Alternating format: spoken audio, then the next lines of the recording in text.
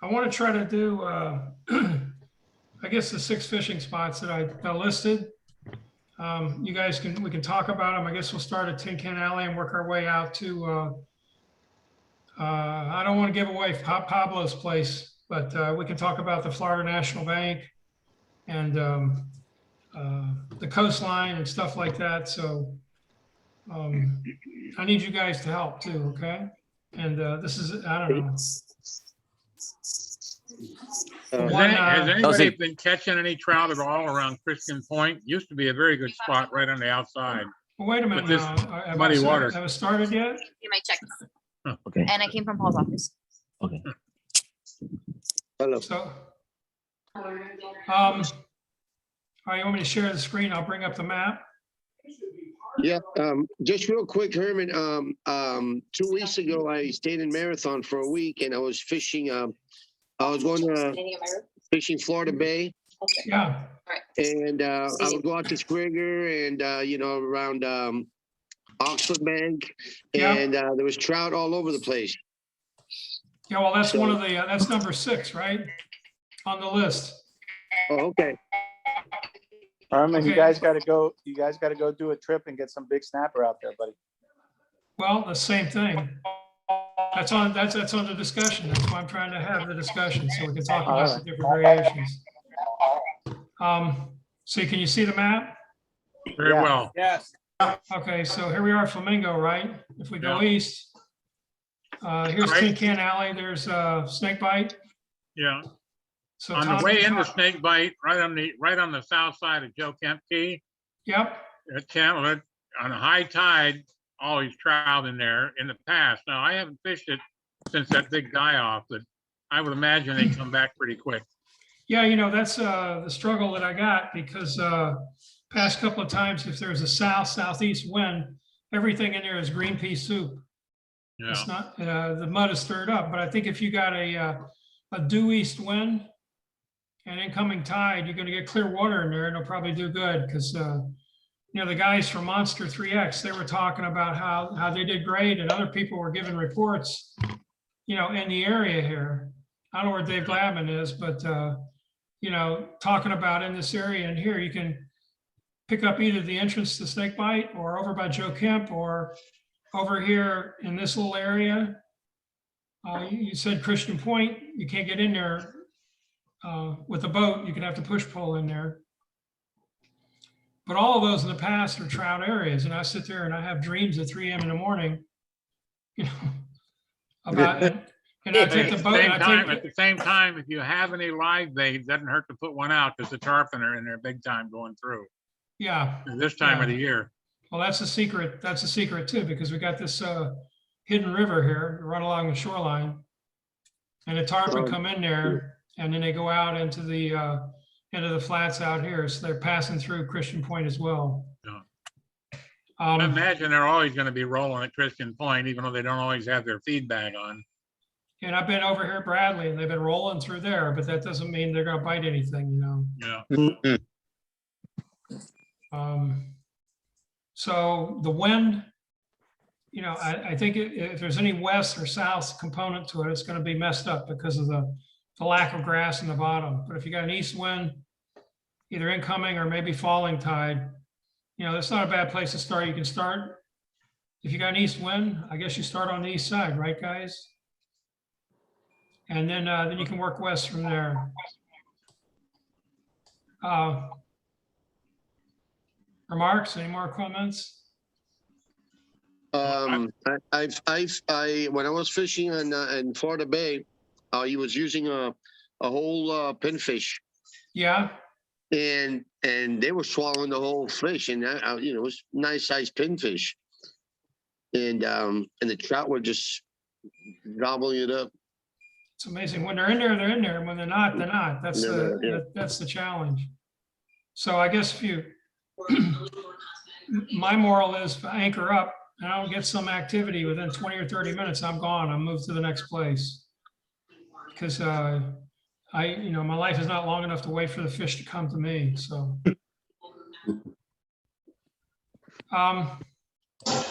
next area I got is over here by Murray Key. And this little area right here, just to the west of that, of the channel that goes through Murray. And this is a kind of a Herman secret, but there's a little white bottom in there. And if you go between 3 and 4 feet, I think the trout, they come up out of the deep water and they go into the 3.5 foot area in there. Use a popper cork or Cajun Thunder, shrimp hanging off of it, about what, 18, 24 inches of line below it, and put it out Brian there. Rodolante, right in front of Murray, right just a little bit east of your arrow, Yeah, with a topwater flood, caught a 24-inch trout yeah, probably 5 months ago. yeah, right on that, see that line there, that's that Yeah. 4 foot line. Right. And that varies with the tide, so it comes in and goes out. You use your depth finder, and you sit up Okay. between 3 to 4 feet. That's the We trick. used- And we used to fish the potholes. They're all through there on that outer. Yeah, that's in this area over here, those little white Yeah. potholes. But again, if the water's too deep or if it's too shallow, you're not going to be in there. So my discovery is 3 to 4 feet of water. And I guess the same thing over here. I've got a friend that fishes around Bradley. The water rushes around that point there on incoming. But I've never fished it, so I haven't focused on it, but I do know. I've caught trout there, but not in any numbers. Caught more Okay. redfish on that, the east side of Bradley, Yeah, over in here. the east side. Yeah. Okay. Next thing I got is Concho Channel.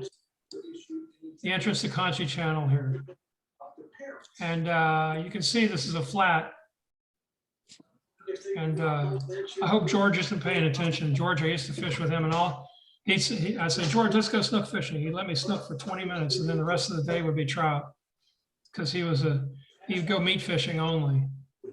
But we sit up over here and drift. If you got the incoming tide, you drift again along that 3 foot line or on the edge here at Concho Channel. And you get up on top of the flat. If you got 3 feet of water there, 2 to 3 feet of water, you're okay. But if not, you got to fish the edge. If it's too shallow, you're not going to come up there.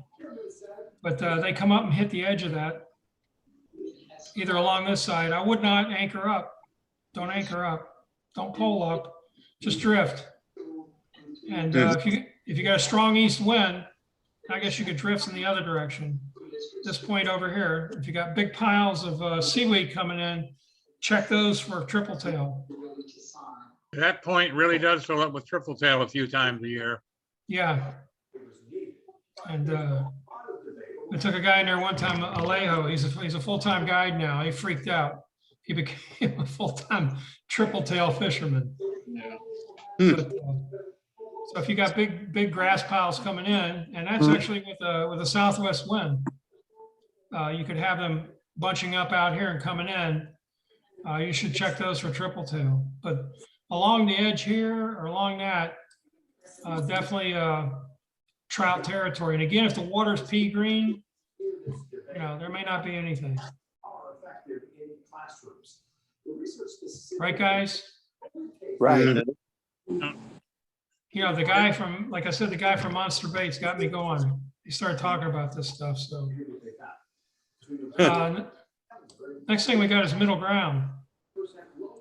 Wait, before you go to middle ground, Herman. Yeah, yes, I fished the other side of the Concho Channel, over right where you here. see that little tree. You see where that little tree on the flat is? There. Yes, From there yes. to the tip, that Yep. area there. I've drifted that, not anchoring, just drifting. Yeah, Once I get up drifting. into the deep water, I run back in and I drift the other way, or vice versa. Okay. So I think the trick again is the 3 to 4 foot depth. Yeah. Right. So yeah, you can find that anywhere in here. And I've been down in here, but where the water's flowing, they're coming in on the tide. They're going out on the tide, and so they're hitting the banks on the way in or out, looking for fish. That's why they're working that depth. Middle ground used to be the place to catch trout, right, guys?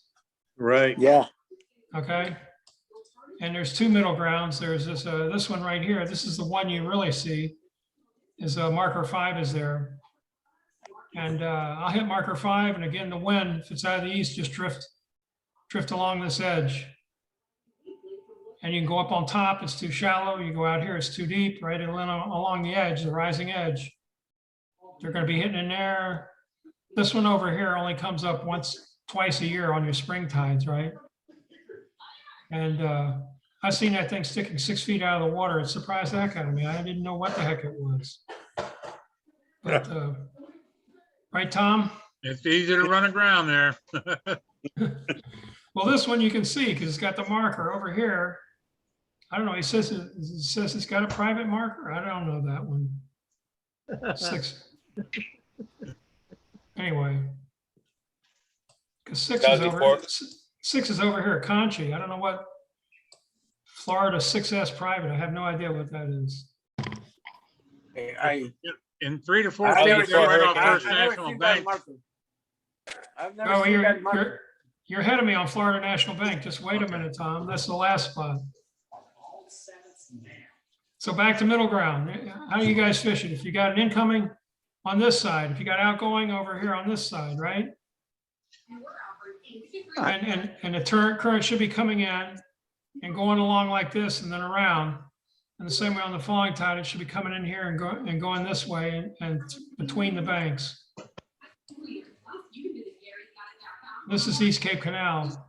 Yeah. On a spring low tide, you can run dead aground here. I have more than once.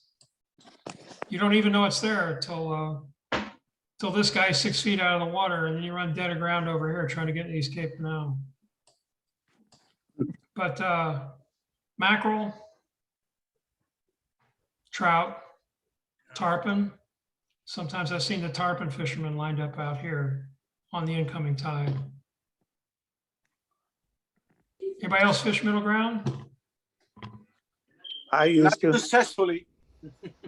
Not successfully? No. I used to put. I had some good times there, but I did free line. I put pinfish out on a bobber, There you go. and they Well, were you getting can- hammered You by can chum trout. pinfish up right at marker 5 there. Right. I don't know if the grass is still there. It may go on. But you put chum out for about 5 minutes, you have 6 million pinfish around the back of your boat, so you can net the pinfish there. Yeah. We've also, remember we saw the skyrocketing mackerel in the same Yeah, area. Those I have caught there. What's that, Peter? I have caught mackerel in that area. Yeah.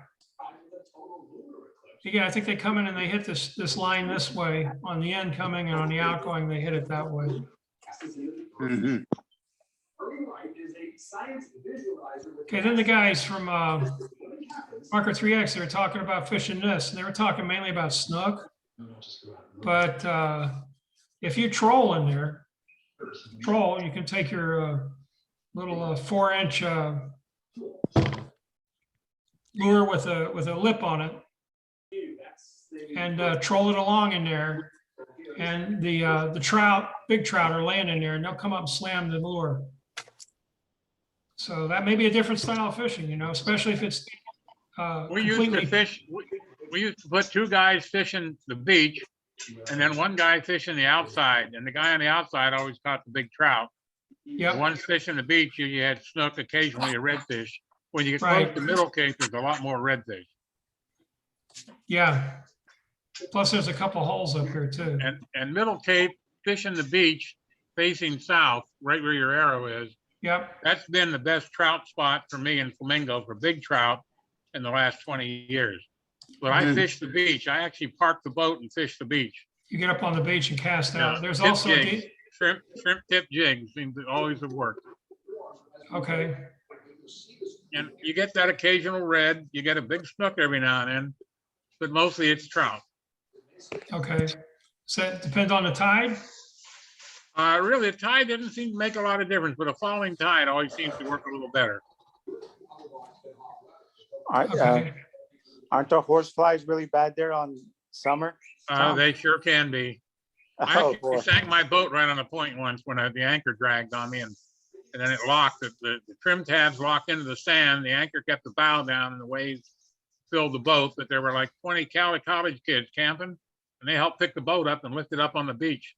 The only thing I did was burn out my trim tab motors. But I didn't sink. I lost my fishbowl, but I didn't sink. Wow. Yeah, there's some big ass horse flies on that beach. Yeah, and listen, I was wading one time fishing for trout. This was 10 years ago. And I had a shark go by me, between me and the beach. He wasn't hungry, thank God. But I did get back up on the beach and fish. You got a 6-foot tide out there too. So if you anchor up, the tide's going out, you may have to wait 12 hours to get out of there. Yeah. Wow. I used to often see people that camp there, you know, they tie their boats up on a high tide. They don't realize that, you know, when that tide drops, that boat's high and dry. Yeah, I mean, it's like a couple 100 feet from the water. And And also, then you know, towards the winter months, right off the Middle Cape, going out towards the Gulf, that big sandbar builds. Yep. Depending on the wind, you get that sandbar sometimes 125, 35 yards out there. And then Yep. it washes away. Well, with the water pushing over that, you can fish that for trout too. Yeah. And snook. Yep. So that's a different style of fishing Yeah. with the trolling. These guys over here, like I said, Cajun Thunders, popper, maybe a knocker rig, all these areas over in here.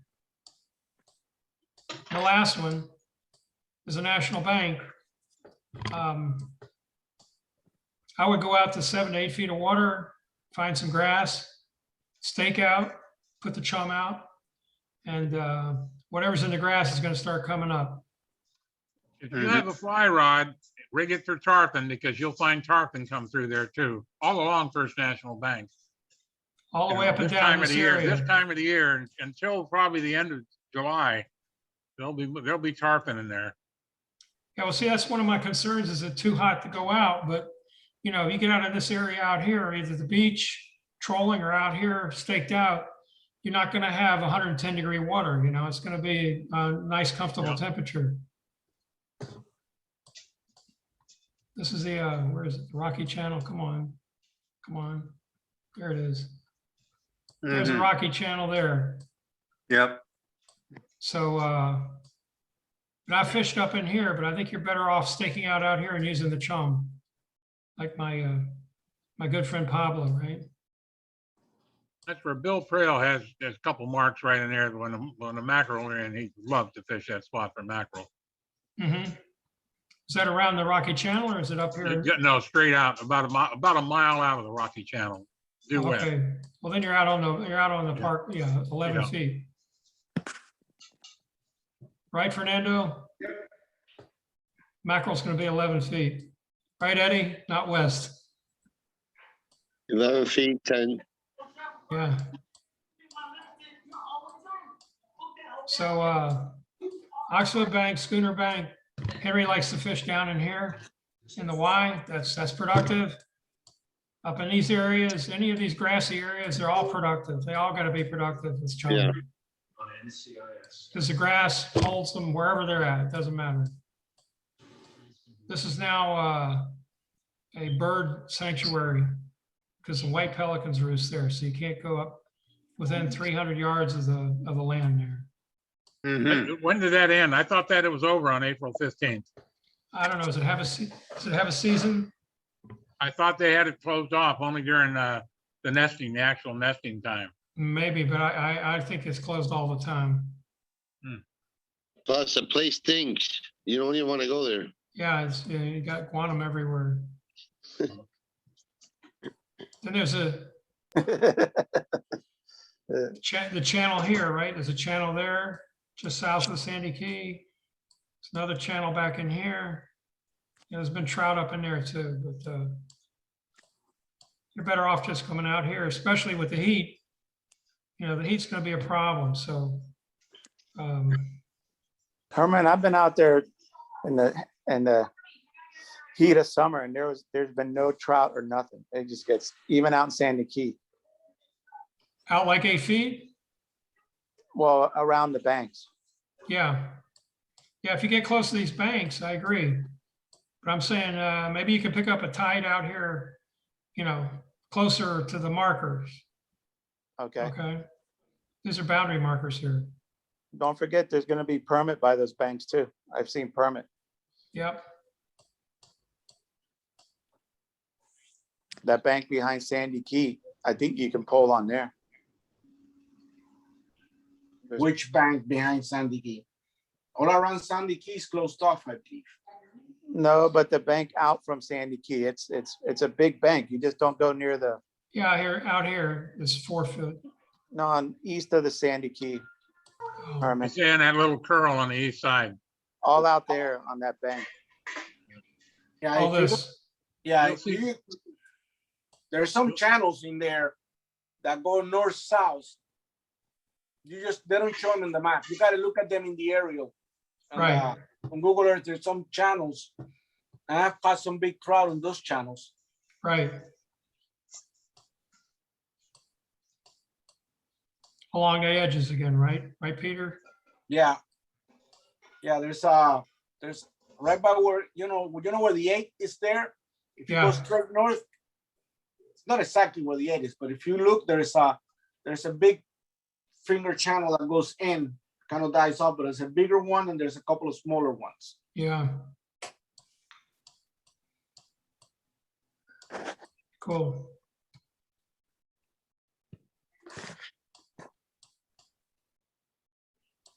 All right, so those are my tricks, right? Those are my tricks for trout locations. Problem is, there's more territory than there is time. So Yeah, I guess when you come out, the first thing you got to do is decide which direction the wind's going, and then make a decision. You're going to go east, you're going to go west. there's a lot of trout in Rankin Bight. If you go west, you fish the Yeah. mud. You fish the trout muds out there. Not in the Bight, but outside the Bight. Right in We here, used to yeah. fish them behind Frank Key, you come in on the Concho Channel side and look for the muds, Are you allowed to fish do the edge of the that? muds. Sometimes the red, but a lot of trout. Are you allowed to do that? Yeah, well, nobody ever stopped us. We don't get that close to the island. I don't know. Yeah, I mean, I used to go in and go down this channel, but I think that's closed, right? Or not? Around the island? I thought about this time of the year, they open it. Okay, maybe. Yeah, I think it's only during the winter it's closed, right? I went in there one time, every mangrove in there must have been thousands of rosy spoonbills. The whole thing was covered with Well, they rosy do low, spoonbills. that is why. I guess that's why it's closed, right? That's why it is. Hey, Herman, Yeah, where it says east of Frankie, yeah, right there, I've gone in the morning. Move your cursor to the right, yeah, more, right on those, no, down, yeah, No, I down in mean- here. no, to the right, on the other side of Frank, Yeah, right there. In those shallows, I've gone there in the morning and caught a lot of trout on topwater lures, okay. right on the flat there. Yeah, well, And this is, occasionally that big red comes through there on that side of Palm. yeah, You And gotta the hidden run in chip- there and just drip where it says 1/2 inch and 2 inch right there on the bank. And I've caught a lot of trout on topwater there. yeah, I agree. And then when the sun gets up, you can look for reds cruising along that. Yeah, You but can that's also- your boat. You can also take a 6-inch jack and put it on a hook and have 100-pound black tip on there.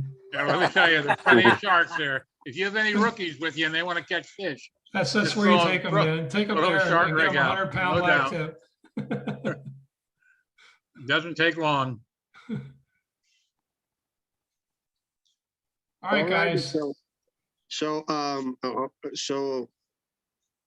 how many people do you think want to go fishing on the Saturday then? I don't know. You tell me. I'm